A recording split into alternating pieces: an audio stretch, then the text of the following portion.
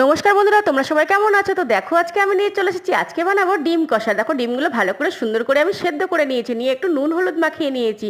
মাখানো হয়ে গেলে কড়াইতে তেল দিয়ে ভালো করে সুন্দর করে লাল লাল করে ডিমগুলো কিন্তু ভেজে নিয়েছি।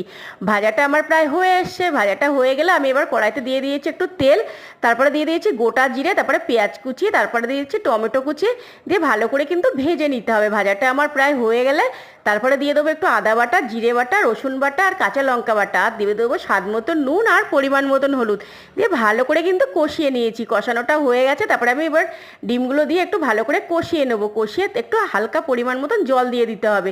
দিয়ে এবার ডিমটা যতক্ষণ না হচ্ছে ততক্ষণ এবার একটু লাস্টে একটু গরম মশলা দিয়ে দেবো। দিয়ে এভাবে বাড়িতে বানাবে, খুব সুন্দর এবং দারুণ লাগে। গরম গরম ভাতের পাতে কিন্তু বন্ধুরা খুব সুন্দর লাগবে এই ডিম কষা বলে কথা, একদম ঘরোয়া পদ্ধতিতে। তো দেখো, আমার ডিম কষাটা কিন্তু হয়ে গেছে। তা তোমাদের কেমন লাগছে অবশ্যই চ্যানেলটাকে সাবস্ক্রাইব করো এবং সবাই